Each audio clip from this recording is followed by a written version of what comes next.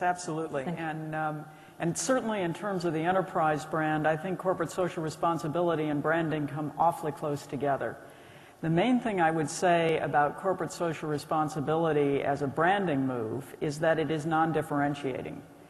That is, in and of itself, it doesn't say, here's what we are as an organization expressing our identity in a way that is unique to us.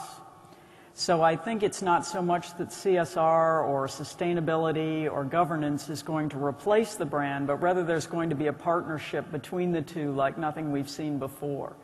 And that raises the question, what does CSR contribute to branding? What does branding contribute to CSR? Because in a partnership, there has to be benefits in both directions. I think that what branding contributes to CSR is that it can differentiate the CSR activities of the organization effectively. If you make your choices about which CSR activities to engage in on the basis of their expressing the brand effectively in the larger world, then you get some real differentiating capacity, and you get to be this, this wonderful enterprise that exists for good in the world. And that's important because on the other side, what CSR contributes to branding is enormous motivating potential for your employees. If you go into organizations that are getting serious about CSR, you see employees that want to come to work in the morning. And we're always trying to get people to live the brand. Well, it becomes really easy when you're doing CSR, and they can see the connection between the brand and what you're doing to make the world a better place. So the incentivizing properties of the complementarity between these two areas, I think, are well worth investigating.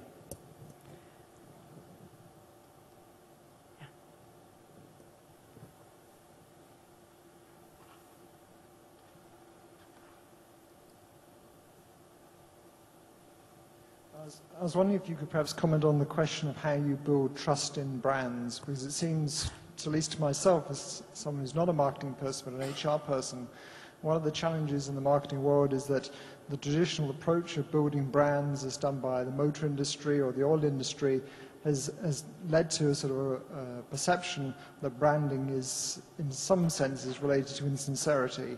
And the brands which seem to be most successful, at least in the last decade or so, have almost been anti-brands. So EasyJet or Virgin, all the things which almost kind of debunk the whole branding approach. So I was wondering if you'd like to comment on how you can actually get the trust back into the whole branding approach. I certainly wouldn't call Virgin an anti-brand. Virgin's basic brand idea, you can say, was anti-establishment.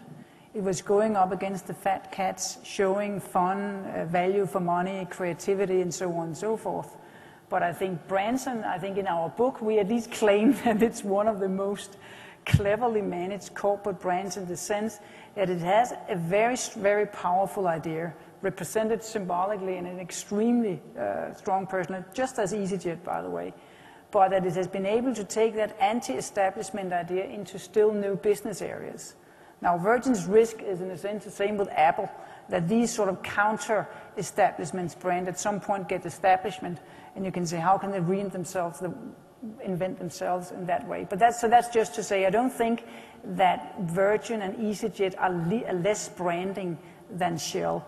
That being said, you're right, and you're also struggling to a point. We would love to have had another concept than corporate branding for what we are trying to say, because in some circles, branding is a negative word because it's associated with fluffy marketing and glossying the cake and not walking the talk and all these issues. And I think we decided that there was so much insight. I mean, you still talk about delivering a brand promise. You're talking about being explicit about what you want to offer to consumers and other stakeholders. And I think that's very important to be credible. The first thing is you become more articulate and precise in what people should expect from you.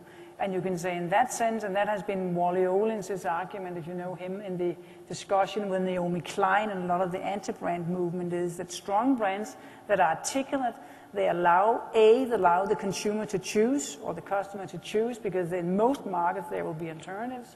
And also it allows us to hold the company, accountable for its promises. So in that sense, you can say, the worst are all these secret fragrance brands that nobody really has heard about, which are out there, and you cannot hold them accountable.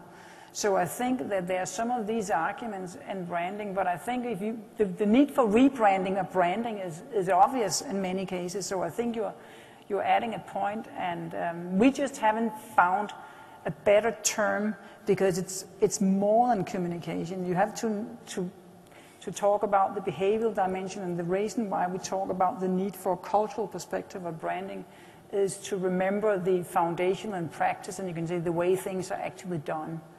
And marketing has done a lot of harm, just as I mean, every profession has distortions, and marketing has probably been some of the worst. But I think I disagree that EasyJet, that's a discounted brand, you can say, but you can certainly have strong brands not only in the luxury sector. We have many examples, I think, these days that you also, within that segment, has a very compelling idea, a very clear visual statement, a very clear service promise, and that's what you brand. So branding is not all about luxury goods. That's the good news for Switzerland, because even though we have been in the luxury segment, there's also, I think, room for a lot of non-luxury. I mean, think of the Swatch watch, but we can get away with that. Nina tells us to stop. One more question? One more.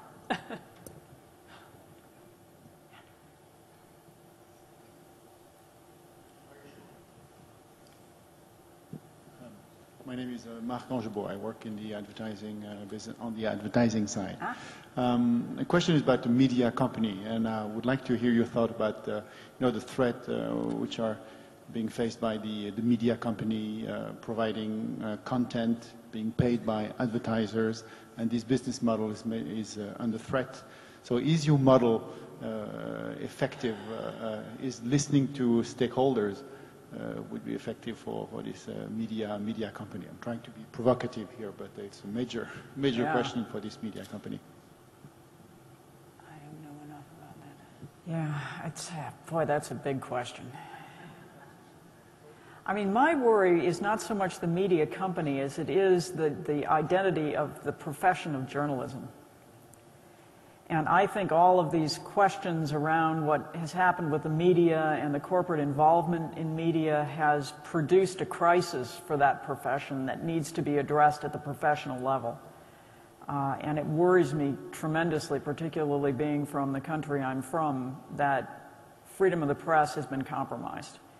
I think it spills over to all the media companies, but I wouldn't start there to solve the problem. I think it has to be done professionally, and there I think the identity of the profession is at stake and is truly under pressure from being accused of inauthenticity every which direction you can imagine.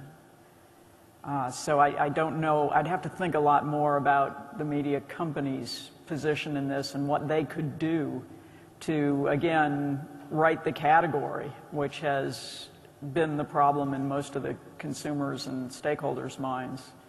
So it's a very complicated question you're asking. It wasn't simple at all. Beware of those simple ones. But let's just say we're already planning a new book, in the sense that all of these questions, I mean, you can only do so much in a talk, you can only do so much, and I think in this case, we have gotten to the enterprise brand through corporate branding and a lot of case stories. And obviously the questions of media, the new digital world, CSR, government's crisis. I mean, there are so many topics, and that's why it's exciting to study these. The world is always ahead of academia in that sense, and that brings fresh inspiration to write new things. And I think so. I want to thank you for your questions. We learn a lot from that in finding out what are the topics for the next enterprise of our own. So thank you for those questions.